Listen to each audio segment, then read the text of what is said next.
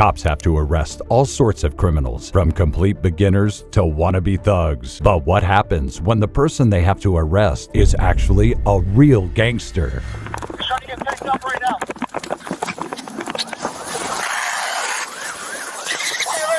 Here are 4 times seasoned criminals tried to outplay cops during their arrest, starting with this crime duo, who have outran the police more than once and are still doing so till this day. On July 29, 2023, officers from the Cleveland Police Department pulled up to a small gas station. The reason? They were looking for these two. Ready? Where you going, bud? Come here. Come here. What? Come here. The 2 unnamed suspects had just fled from a traffic stop with no intention of talking to the police. Stop walking away. Stop walking away. Hands out your pocket. Hands out your pocket. 5092. Go like this. You got anything on you, man? No. Stop running.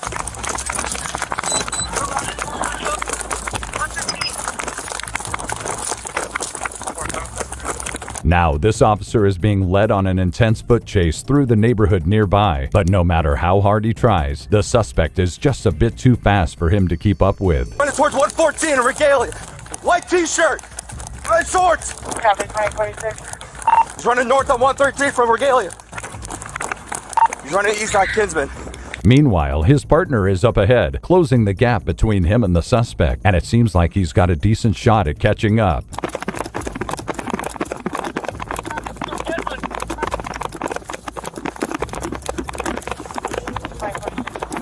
As the chase leads him to the main road, a getaway vehicle starts flying towards them. Knowing that this was the make or break moment, the cop grabs onto the suspect as he hops in the car. He's trying to get picked up right now.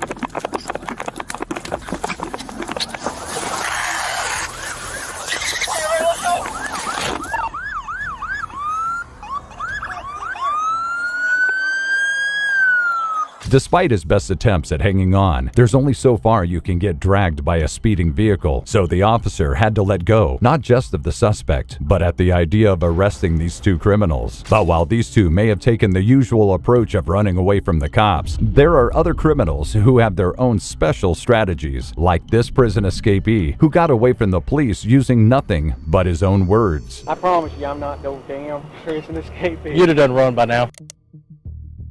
On April 5, 2006, Richard Lee McNair put his lying skills to the test after he was confronted by this police officer by a railway track in Pollock, Louisiana. The police officer was currently on the lookout for a prisoner that had just escaped the United States Penitentiary nearby, and he actually found him, but he just didn't know it yet. You live around here, buddy? No.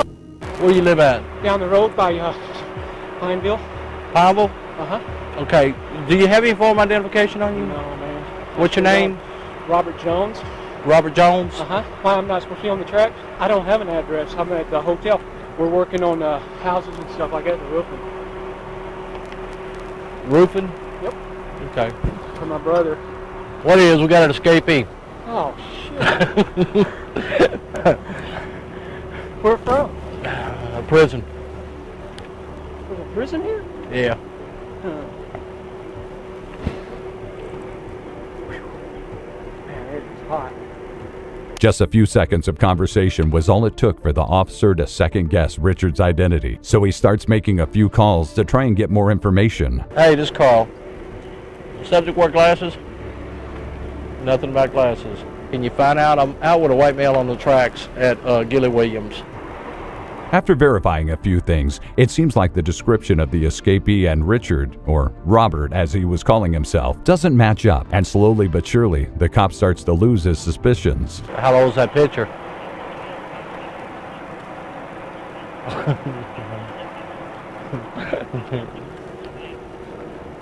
Yeah, I know. I got the same thing. You can't see shit on it. I guarantee I'm not. You know the bad thing about it? What's that? You'll match it up to him. Come on. Well, that sucks, doesn't it? Yeah. Throughout all of this, notice Richard's body language. He's swinging his arms around, taking swigs of his water, and walking side to side. Those are all actions that a jogger would be doing, which makes his words all the more believable. But the officer isn't fully sold yet, so he keeps asking Richard questions. But like the master manipulator he is, he's able to fake a backstory on the spot. Where are you staying at? That Titusville or Titus Inn? Titus Inn? Little old. Where's that at? I don't even know the address. We just got into town about a week ago, and he dropped me off to jog. I always jog about 12 miles a day. Where'd he drop you off at? Up there on that road by, there's some construction going on up there, some houses. And he dropped me off, and he'll be back at the hotel in about probably 10 minutes, 15 minutes. Who y'all work for? It's his, I know, what's the name of the company? Phil's Roofing. Okay. Where are you from? We're originally Dallas, Texas. I mean, that's where y'all stay where we're out of Dallas, Texas? And he's so good at lying that even when he slipped up and told the officer a different name, the cops still didn't notice. What's your name again? Jimmy Jones.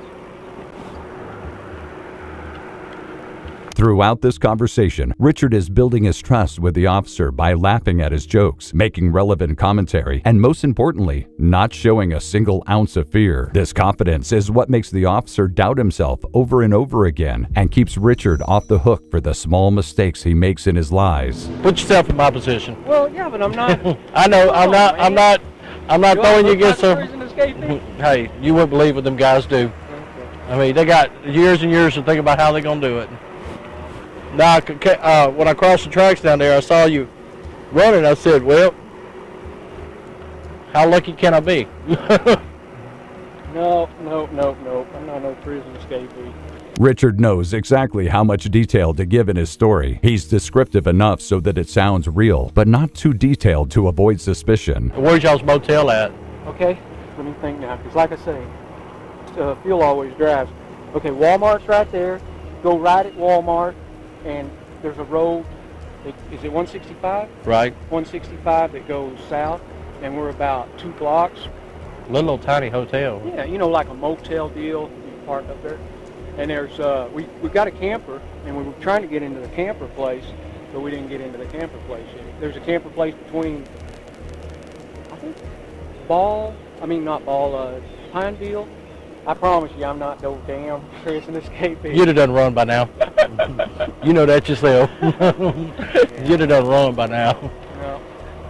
By this point, the officer was already convinced, meaning Richard was about to be let go scot-free. I'm sorry to have to hold you up, but... Hey, no, I'm just doing my job, man. I know you are. Be careful, you'll probably get stopped again, okay? Don't be alarmed by it. Borderline, yeah. Okay, and you'll be on till, well, this shift. I'll be on until we find this on gun. Well, my dad's an auxiliary detective. Where at? In Dallas. Oh, okay. The posse is what they call it. Yeah. He's 70 years old and he's been doing it since 63. Still enjoys it. Man. Yeah. After this encounter, Richard was added to the U.S. Marshal's 15 most wanted list, seeing as how he had just done the first successful prison escape since 1991. Richard managed to evade the police for months, hiding out in Canada, before finally getting captured in October 2007. But not all pro-criminals get away. Even the best of the best can get caught if they aren't careful, like this notorious MS-13 gang leader, whose entire criminal empire crumbled just because of a routine traffic stop. Have a seat right here, okay? On June 7, 2023, a state trooper in Ohio pulled over this gray car for tailgating. To him, this was just a routine traffic stop. But what he would soon find out was that this was much more than that. 1345, one cylinder. At the 95 eastbound Colorado, Boy Henry Union, Edward 56. Boy Henry Union, Edward 56, Toyota out here. The officer approached the car to find 3 people inside, and while usually in these situations the focus would be on the driver, this time the passenger was the real person of interest. Hello, how you doing? You got your license on you?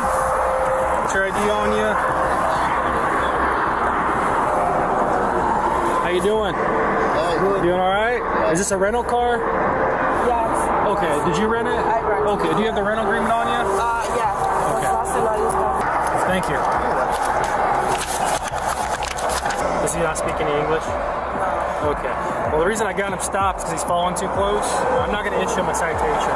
It's just going to be a warning, okay? All right? That's because this wasn't just any other person. This was Edenilson Velasquez Lauren, the alleged gang leader for the infamous La Mara Salvatrucha gang, aka MS-13. But he didn't know that yet. First, he needed to get through the standard questioning. Gotta have it back in Denver. I'm sorry? Gotta have it back in Denver. Yes. Gotcha. On the 13th. Yes. Gotcha. Where are you guys heading to? To New York. To New York. Gotcha. What takes you to New York? Oh, that's where you're from. Yeah. What took you to Colorado? Work. Oh, okay. Better pay. Okay. Who you work for? Bear Logistics. What is it? It's an Amazon delivery. Oh, okay. I saw it said Amazon on here. Oh, yeah. How long you staying in New York for? 5 days. 5 days. What part? Long Island. Long Island. Yeah. You originally from the United States, or? Yes. Oh, okay. How about these guys? This is when things started to fall apart because these three did not prepare ahead of time, and the truth was just moments away from being exposed. Is he here on papers? Who? Does he have papers to be here? Like a work visa, or? ¿Tiene alguna visa para trabajar? No. No? Okay. Yep.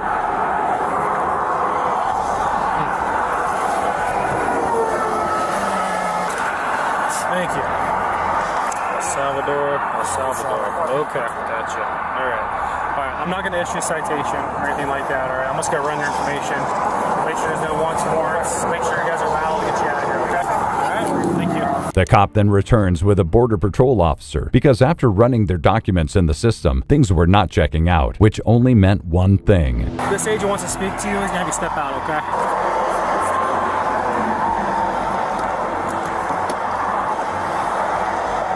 I'll have you come out here real quick.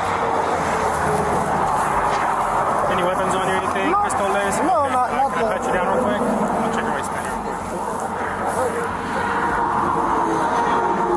Take your phone out right here, okay? You put it right there. Alright, come back here for me. Back here. I'm just gonna put you back here for just a second, okay? Just one momento. No problem. Alright. Let's have a seat right here, okay? Okay.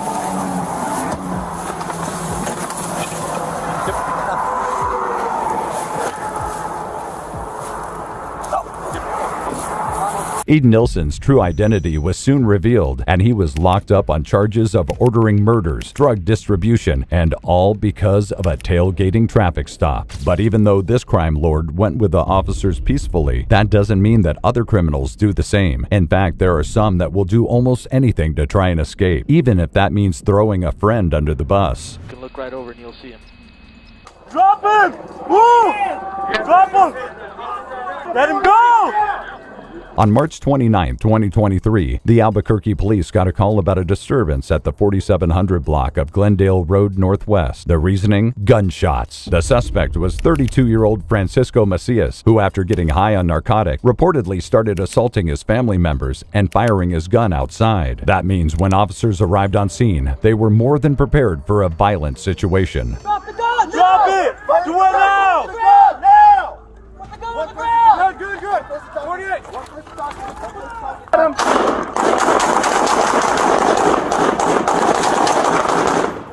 As the cops get closer, the situation only gets more dire, and soon there's a foot chase happening, but it doesn't go on for long.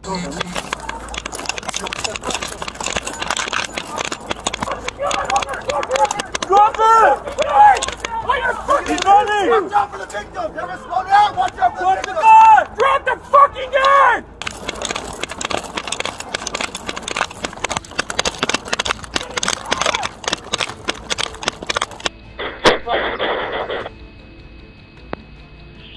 Shots fired.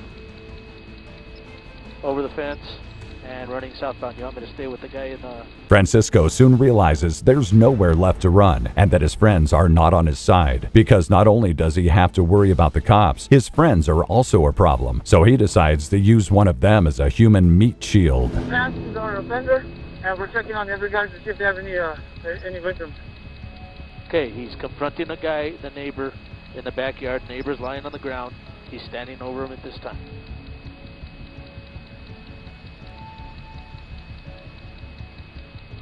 Once you get to that wall, you can look right over and you'll see him. When officers finally get in close contact with the suspect, they deploy less lethal methods before eventually using the stun gun.